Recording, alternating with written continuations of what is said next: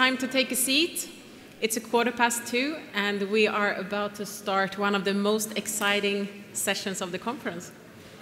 It's time for us all together to decide who will be the winner of 2017's ESB Student Award. This process this year will work like this. I will first introduce Alejandro to you, who will explain to us how this electronic voting is going to work.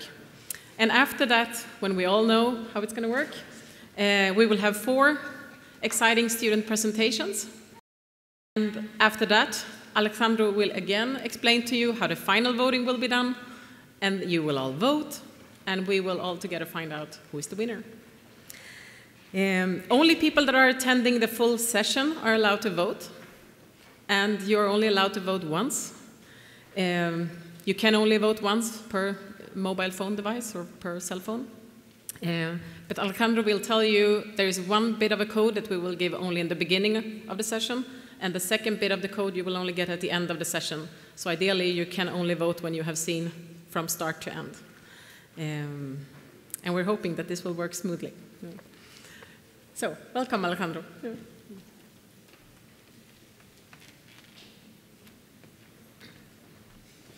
Hello, everybody. Well, the voting system is quite easy. You just need to put full screen.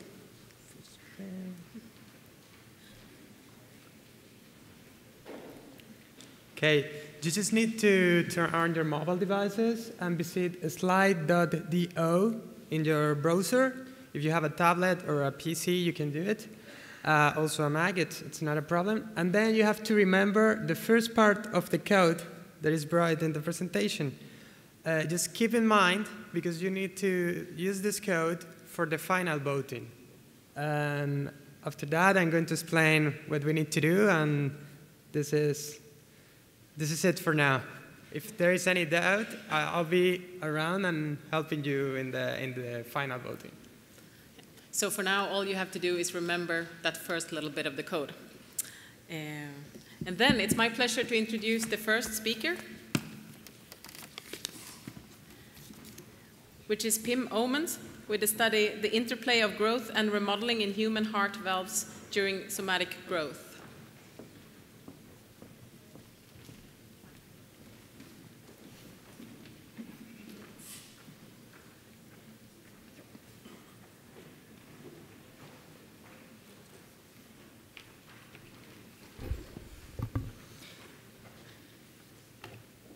Right, so thank you for the introduction, as well as giving me the opportunity to present my work for this rather large and broad audience.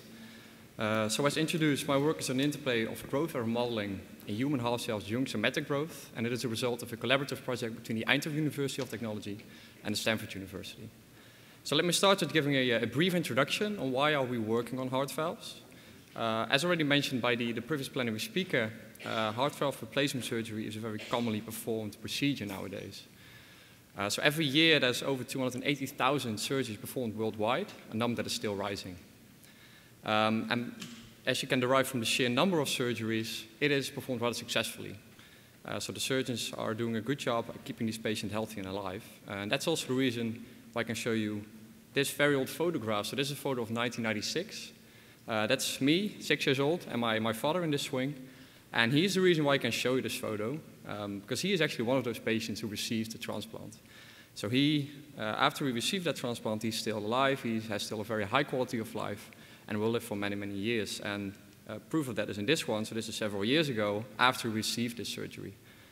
But unfortunately, not all people are that lucky. So in Europe alone, there's 6,000 children born with a congenital heart valve disease. And for these children, there are very limited options available today. Because you can imagine, if you receive a heart valve replacement, which is not a living material, these children will grow. And therefore, they need to have repetitive surgery time and time again, which is not a viable option. So in our lab in Eindhoven, what we are working on is on tissue engineering of heart valves. I think most of you are familiar with tissue engineering, but in very brief, it's the creation of a living heart valve replacement from the patient's own material or tissue that should last for a lifetime. And this last bit is exactly the important part. It should last for a lifetime. And it's still in the procedure of clinical trials in some human patients, but also in a lot of animal studies. And therefore, we don't really know what's happening on the long term with these tissue-engineered heart valves. So in this study, we want to look at growth and remodeling of the human native heart valve. So first of all, I want to define how we look at growth remodeling from a biomechanical perspective. So what is widely accepted as a hypothesis now is that there's a certain mechanical homeostasis maintained by cells in your tissues. So this would be, for example, your cell in its homeostatic state. But what happens if you get a high blood pressure, for example, or if your child will grow after the surgery? The cell will leave its original mechanical configuration, will go to a different one, and it wants to return to its original state. And it does that through growth and remodeling. So it will adjust its surrounding tissue, and therefore the tissue will carry the load and the cell can return to its original state. So the first question which arose in this study was really, what is the stimulus behind this? So now this figure says increased applied force, but is this a stress, a stretch, an energy? It can be all kinds of mechanical constituents. So what we first did in the previous study, we wanted to see what determines this mechanical homeostasis in the native heart valve. So we collected a lot of heart valves, and I will go into a little more detail on these valves later on. But we looked at the stresses, first of all, in the circumferential direction, which is the direction of the collagen fibers are mainly deposited in. And we found that they're increasing in the aortic valve, and not much was happening in the pulmonary valve. But then when we looked at the stretch in the same direction, we actually found very few changes with time, and particularly between the aortic valve and the pulmonary valve of the same age, and even the same donors. So for us, it was an indication that, at least on a tissue level, stretch seems to be rather important in this mechanical homeostasis. So that brings me to the goal of this talk. We really want to know how this stretch homeostasis is maintained. So what roles do growth and remodeling play in maintaining this stretch and keeping it reduced? So we're going to use numerical models to study these effects, but we're going to base them on experimental results and experimental data. And combining these two techniques, we can create a very powerful toolbox to really systematically analyze how growth remodeling collaborates to really maintain the stretch homeostasis. So let me first talk through the experimental data set. So we collected a total of 32 human heart valves throughout the past years. And we're going to divide them in 3 groups in this talk. So first of all, we're going to have an infant group. We have 2 months until 2-year-old valves. We have an adolescent group from 18 to 22 years old. And we have an adult group. And between these groups, we can consider developmental stages. So first, we have an early stage development. So this will be between the infant and adolescent one, followed by late stage development between the adolescent and the adult valves. And we know that between these stages, there are several things happening around this valve. So the radius of the aortic root is increasing for both valves, and the diastolic blood pressure, which leads to the closure of the heart valve, is increasing for the aortic valve as a function of age. So now for the actual model, so we want to build a finite element model with growth remodeling as separate components.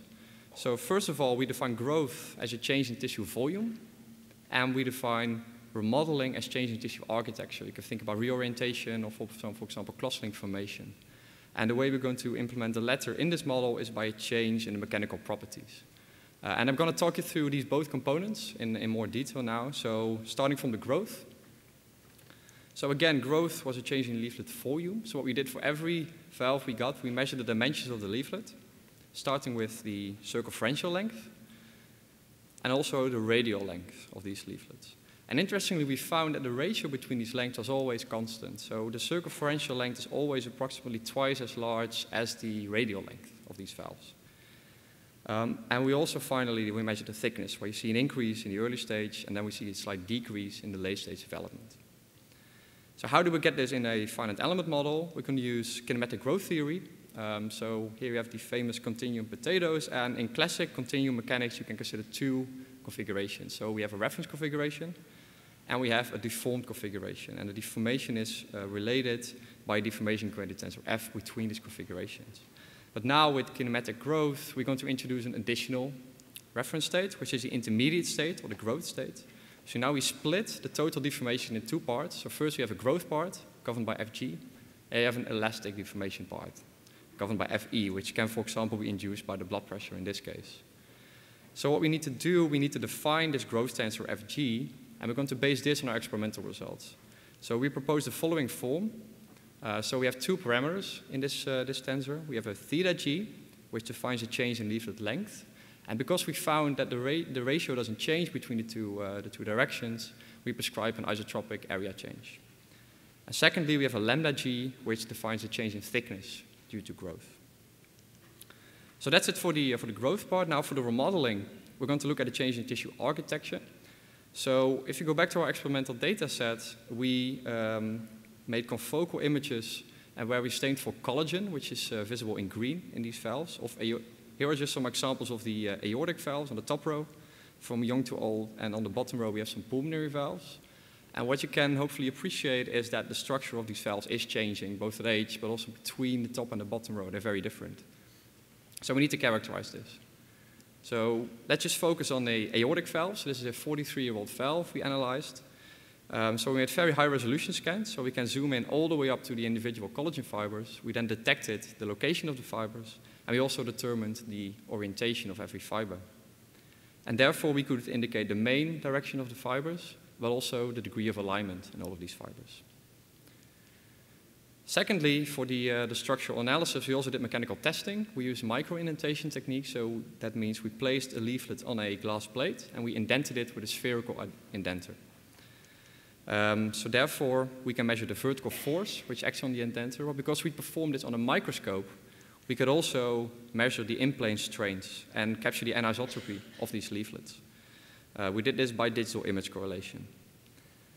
And then we applied an inverse finite element scheme to fit the force and the strains of a finite element model on the experimental situation. So we changed the parameters until we minimized the difference with the experimental situation. So this method resulted in mechanical properties of all the individual leaflets we measured. So here are the aortic, infant, adolescent, and adult stress stretch curves depicted. And we used a fiber reinforced model. So I think most of you are familiar with this model, but just in brief. The strain energy function consists of two parts. We have a Neo-Hookean matrix component, but we also have an exponential fiber distribution, where in every direction we define a fiber which has its own volume fraction, and every fiber has an exponential energy function based on a Holzapfel-like material. And this whole model is governed by 4 material parameters. So those were the ones we determined in the mechanical characterization. So now we know what the mechanical properties are, so now we want to govern the changes in these properties. So we want to go from the infant to the adolescent, followed by the adolescent to the adult valves. So we want to go from this blue stretch curve to the red one. And we're going to implement this change by introducing a weight parameter W, which we're going to linearly increase from 0 to 1. And therefore, we can just go from this initial stress curve to the final one. And to do this, we parameterized the material properties, so those 4 parameters, as a function of W to put it into our finite element code. So these are the 2 parts now. We have the growth part, we have the remodeling part. So now we can go to the numerical framework. So just to repeat again, we want to really systematically study the effects of growth and or remodeling. Because we have them as 2 separate components, we can look at the effects on the stretch. And as boundary condition, we have the environmental changes. So the changes in the radius of the valve and the changes in the diastolic blood pressure. So I'm going to talk you through 2 cases. So starting with the early stage development of an aortic infant valve to an adolescent heart valve. So what you see here is the 3D results of the infant aortic valve in its closed position, so with the diastolic pressure applied. And I plotted the circumferential stretches, where the scale bar is on the right-hand side. So what happens if you apply the environmental changes? So you increase the radius and the pressure, but you have no growth or remodeling. You can clearly see this valve is not able to close. And also the stretches are literally just off the chart, so they are higher than the legend that we used here. But now when you apply growth or remodeling, you can actually see that the valve is able to close again, and also that the stretches have been reduced. Interestingly, remodeling alone doesn't really have any beneficial effects in this case. But growth alone, without any remodeling, is already capable of reducing the stretches and make the valve close again. Now for the late stage development of the aortic valve, so we're now going from the adolescent aortic valve to the adult heart valve. And again, we plotted the stretches here. So when you now apply only the environmental changes and won't apply any growth or remodeling, you see there's an increase in the stretches, but the valve is able to close in this case. With growth or remodeling, you see a reduction in the stretches, so it seems to be beneficial. Interestingly, with growth alone, there's an increase in the stretches, so it doesn't really have to seem an advantage in this case. But with remodeling alone, you do get a significant reduction in your stretches. So contrary to the previous situation, in this case, the remodeling seems to be the important process.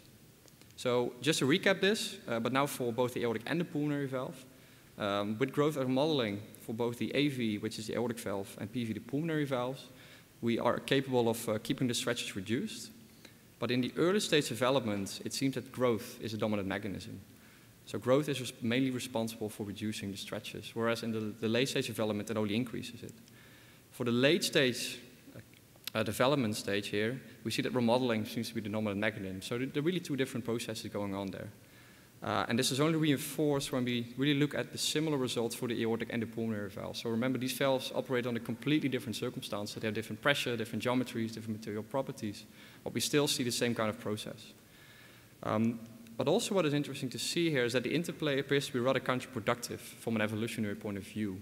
So you see that growth seems to increase your stretches later on, whereas remodeling decreases it. So it's not really collaboration, they're really working against each other.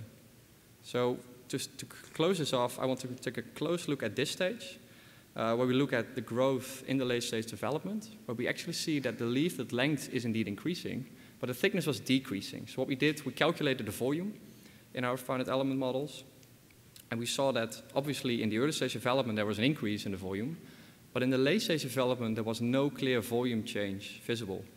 So what we thought was that there's not really any growth happening in this stage, it's rather dilation of these heart valves.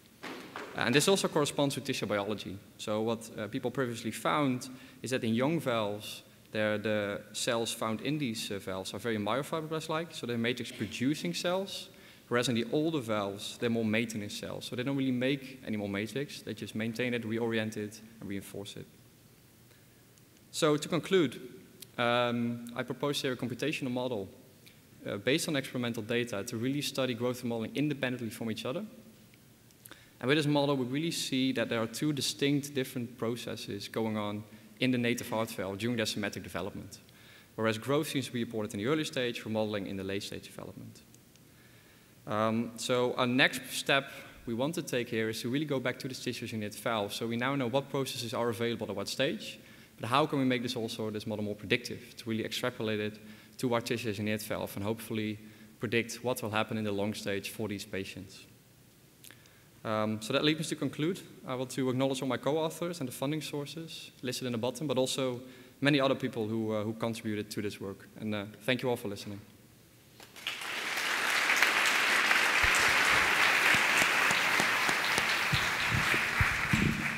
So thank you very much, Pim. Let's open up this talk for questions. Raise your hand and the microphones will come.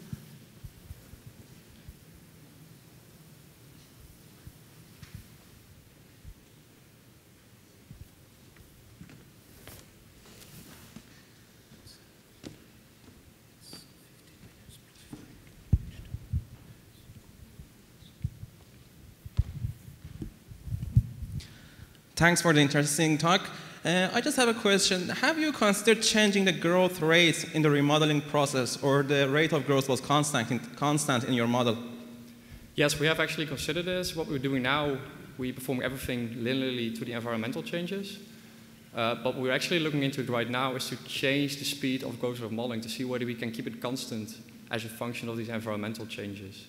So I haven't any results quite yet, but we're working on this. Thank you.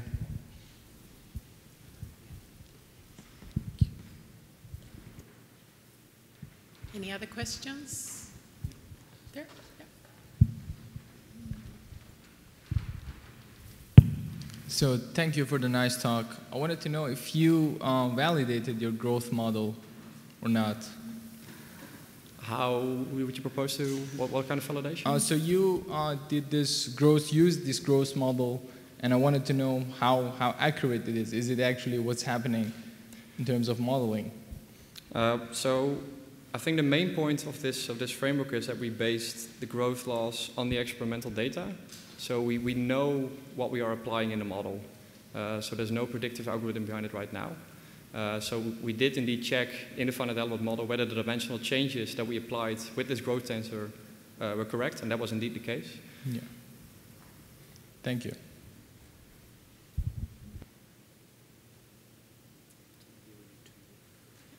Any final questions for Pim?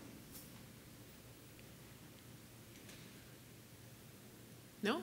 If not, then we thank you very much.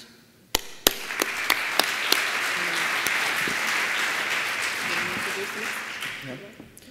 So now we would like to welcome then the next speaker, Edoardo Borgiani, and who would present aging leads to reduce mechanosensitivity during bone healing. So Edoardo, Thanks. please. Thanks for the introduction.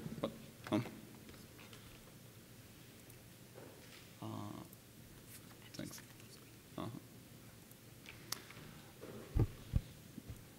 Thanks for the introduction, and thank you for having me here to have the opportunity to present this work in front of all of you. And good afternoon. My name is Edoardo Borgiani, and I'm coming from the Julius Wolf Institute in Berlin. And I'm doing my PhD there, where I'm developing models, finite element models, for simulate bone healing in mice. And today I want to show you the last results obtained in the aging field. We all know that bone have this amazing capacity to restore its original structure and functionality within weeks after they are affected by a fracture. Anyway, we know also that bone healing is influenced by the mechanical environment. Is it possible to see in this slide that in sheep, in 9 weeks, we already see a complete healing in bone fracture if we are using a rigid external fixation. But if we are going to use another external fixation, more flexible one, we still see in 9 weeks the hard callus around the fracture gap, and so we cannot say that the healing is complete. Anyway, another factor that is influencing the healing performance is the healing, because we know that it can reduce the regeneration potential of bone healing and increase the risk of delayed or impaired healing. Many factors were suggested by literature to be affecting those the healing outcome and the tissue distribution.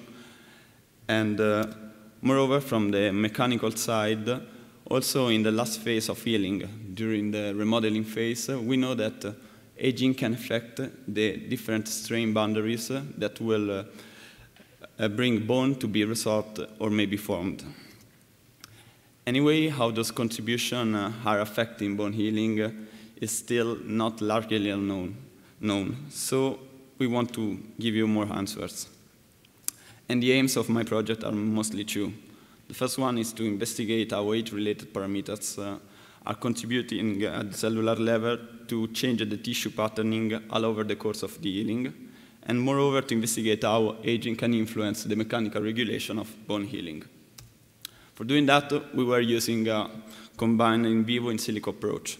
Let's start to say what we were doing in vivo.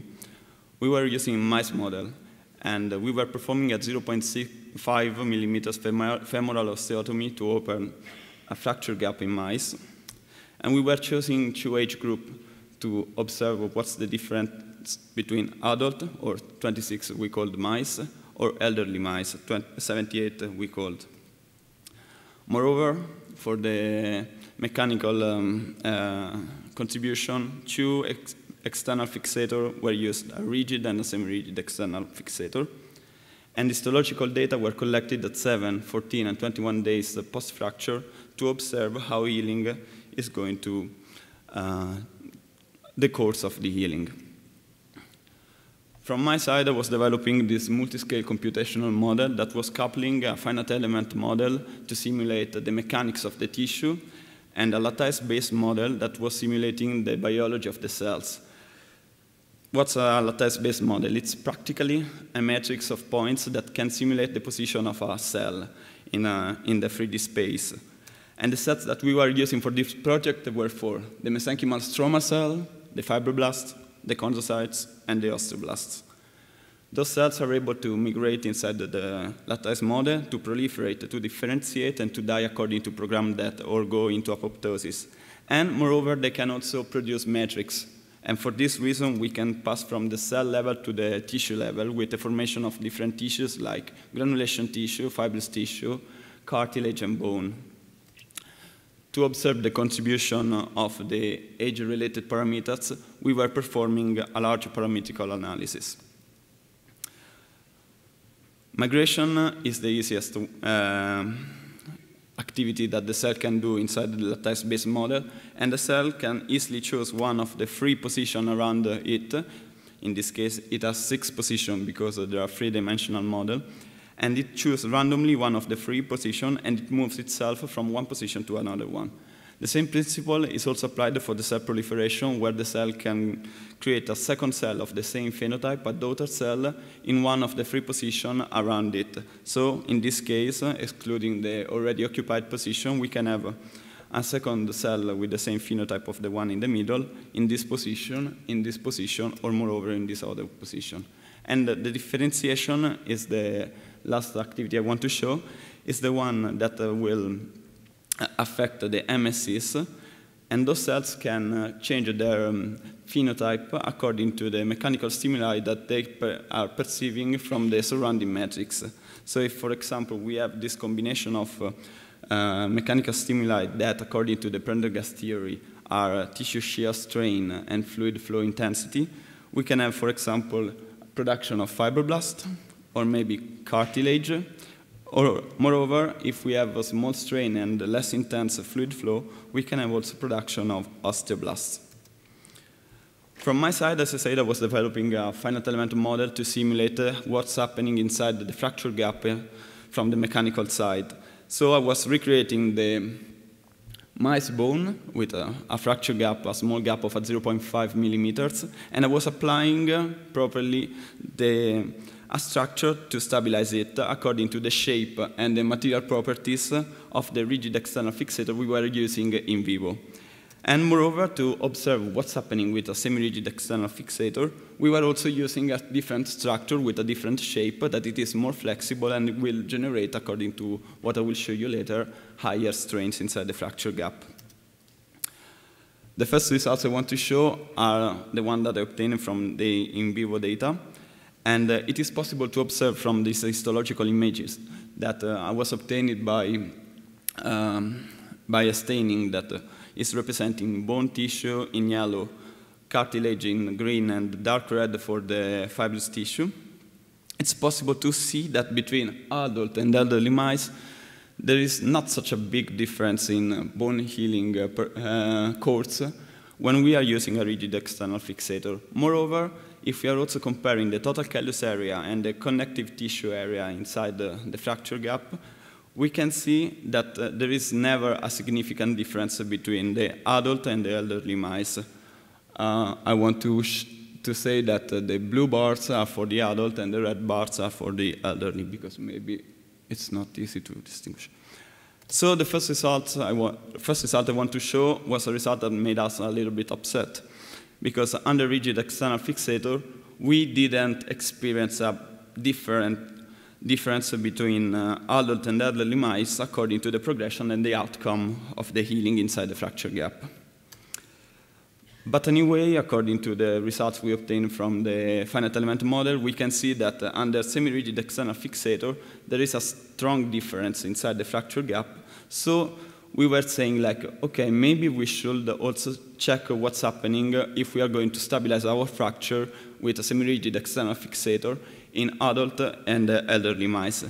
And according to this distribution, it's possible to see that the intensity of the magnitude of the strains inside the fracture gap can also reach 3 times the intensity that it is observed with a rigid external fixation.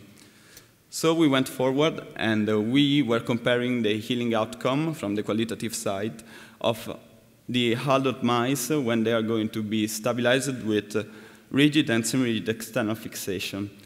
And it's possible to see that in this case we can experience a big difference, because especially at day 21 we see that the rigid external fixator create a gap, a connection between the extremities of the fracture gap. While in the with the semi-rigid external fixation, we have a big production of fibrocartilage inside the fracture gap, and at day 21 we still don't have any bridging between the 2 extremities. And if we are also comparing the total callus area and the connective tissue area, we see that there is a strong difference between the 2 cases. In this case, rigid is the blue bars, is represented by blue bars, and semi-rigid is represented by red bars. But if we move to elderly, it happens something else.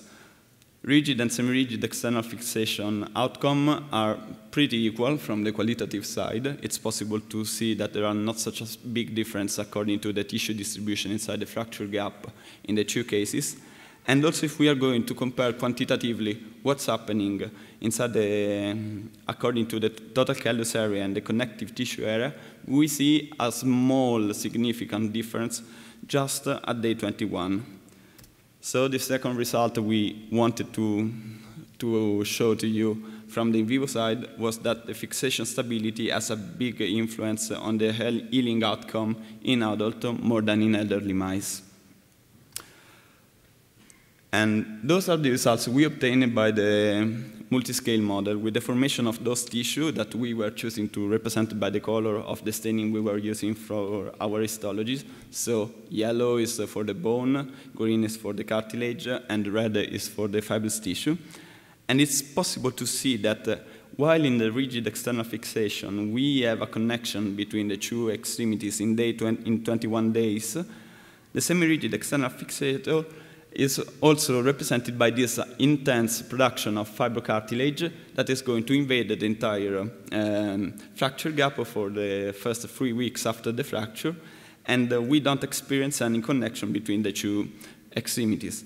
And also if we are going to compare 7, 14, and 21 days in silico and in vivo model from between the normal data and the in vivo data from a 26-week-old mice, we see that the distribution of tissue inside the fracture gap is pretty similar between the two models, especially if we are going to see that at day 14 we have this production of cartilage inside the fracture gap, more in the intercortical zone, that we experience both in silico than in vivo. And the same we can also say in vivo with semi-rigid external fixation, because we see in both cases, in silico and in vivo, that we have this intense production of fibrocartilage, as I said, that is shown both from the computational model but also from the histological images. So we were pretty happy with this model, but we decided to alter the healing inside to check how's the effect of healing of aging in it. So we were choosing to change some parameters, some biological parameter in our lattice model, like reducing the migration or reducing the proliferation of certain cells, the differentiation, or increasing the apoptosis, or maybe changing the mechanoresponse from cells. The one that it was shown to be the most efficient one, the one that was influencing the most the healing, was the reduction of proliferation for MSCs. And the results we obtained by the new model with a reduced proliferation was not comparable with the histological data we obtained in vivo from a 78-week-old mice, the one that we were using to simulate, to represent elderly case. But we decided also to change another parameter. We decided to change, to alter the mechanoresponse. And in this case, we discovered that there was a good connection between the new altered model and the model that was representing in vivo the 78-week-old mice, the aged model. And we were also comparing the distribution of tissues inside the fracture gap, and it was possible to observe that the distribution was pretty similar between the two models, especially for the bone tissue, that was connecting the two extremities like it's represented in vivo with this strange distribution inside the fracture gap, but also when we were using the semi-rigid external fixation. And so we were pretty happy to say that maybe, forget the slide, we have also made a comparison from a quantitative side, because we were comparing also the area inside the fracture gap of the bone tissue and the cartilage tissue. And according to the results we obtained by the in silico data, the red line and the X that are representing the histological data, we can see that the overall process is more or less following what we were expecting from histological data. So after those results, we wanted to express our conclusion that age-related alteration in the mechanical regulation of feeling can be explained as an alteration of cellular mechanoresponse. And now I want to move to the last part, the discussion part. And I wanted to say that this model was pretty powerful, and this combination of in vivo in silico model can help us to determine how age-related parameters at the cellular level can affect the tissue distribution and formation and at the tissue level. So we were starting from in vivo data to observe that fixation stability has a bigger influence in adult mice more than in elderly mice, to move and using a multi-scale model, the in silico model, that suggests that a loss of mechanoresponse can help to explain what happens in elderly mice. Anyway, this model has still to be validated, and maybe in the future we will perform experiments in vitro by using cells, MSC cells from young and old mice donor under the same mechanical stimuli, and observe if they are going to differentiate in different phenotypes, according to confirm this age-related lack of mechanoresponse in mice, in elderly mice. At this point, I want to thank you all for your attention, and I'm open for any question. Thanks.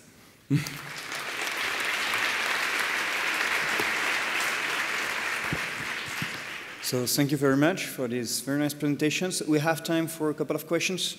Yeah, over there.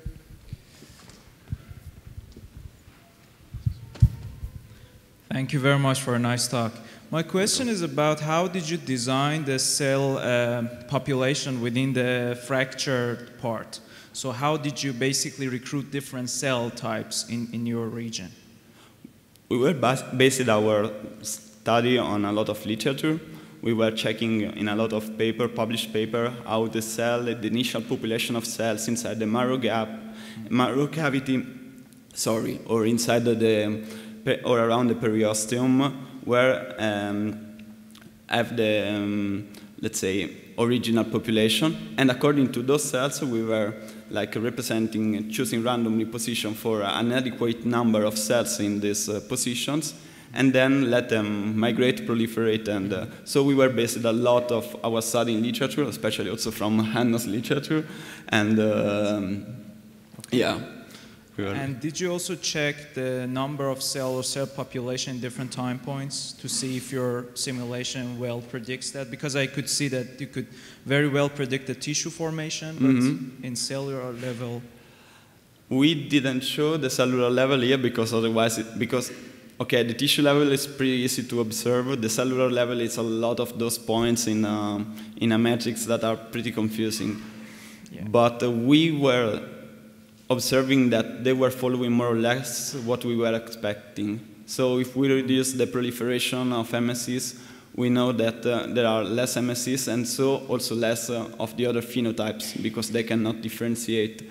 And moreover, there is a sort of also maturity age for all those cells. So we also know that if we are going to reduce the proliferation of those cells, or maybe reduce also the capacity of differentiation of the cell, that model should follow a certain pathway.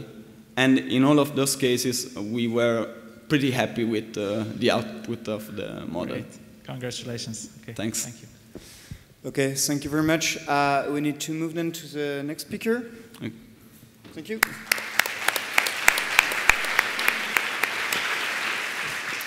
So it's my pleasure to introduce the third speaker today. It's Tommaso Ristori, and with the title Predicted Cellular Realignment in Response to Mechanical and Topographical Stimuli.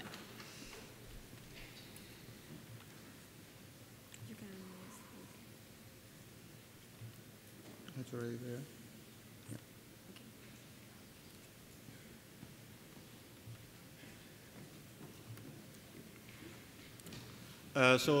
Thank you for the introduction and good afternoon. My talk is going to focus on the development of a computational model able to predict cellular realignment not only in response to mechanical but also topographical stimuli.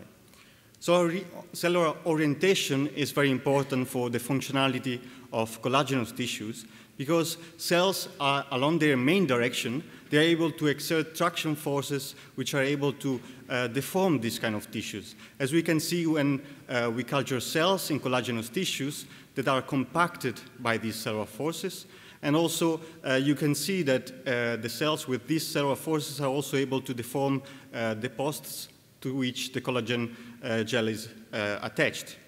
At the same time, cells are also producing collagen along their main direction, with the collagen being the main load-bearing structure of these tissues, and therefore very important for the functionality of these tissues.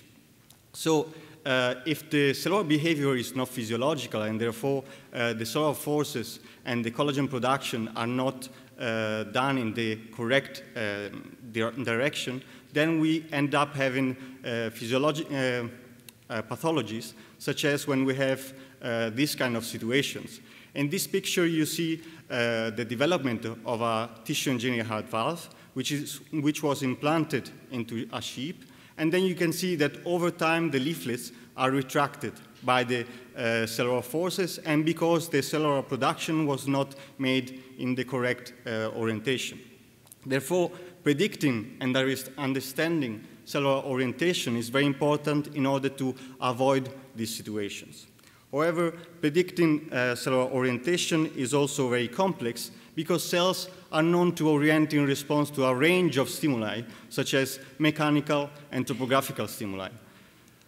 In particular, if we look at cells cultured on cyclically strained substrates, then we see that cells usually align perpendicular to the strain, a phenomenon known as strain avoidance. On the other hand, when we have cells cultured on substrate with nanogrooves along one particular direction, then the cells usually align parallel to these topographical cues, a phenomenon known as contact guidance. So these two kinds of phenomena can also be in competition. In particular, if you imagine a substrate where we have nanogrooves along one particular direction, and along this direction we have also the cyclic stretch, then it happens that the cyclic stretch is telling to the cells to align perpendicularly, while the nanogrooves are telling to the cells to align parallel to the nanogrooves. So we have a competition, and the outcome of this competition is not always clear. And this is relevant also in vivo, where we have that the mechanical stimuli are provided because of the blood circulation. At the same time, we have the topographical cues, which are provided by the collagen and scaffold fibers.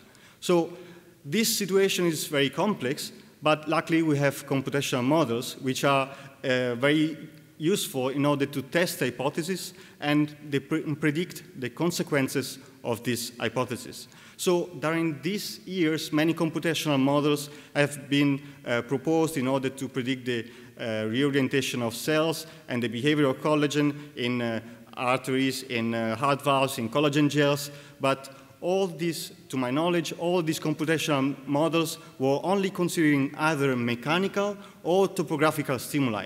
They were not considering them together. Well, most of these models were actually predicting not only the cellular orientation, but the remodeling of the stress fibers. The stress fibers are very important because they are the main contractile component of the cytoskeleton, and usually cells co-align with the stress fibers in such a way that if I know the direction of the stress fibers, then I also know the direction of the cells. Also, in our group, previously, our computational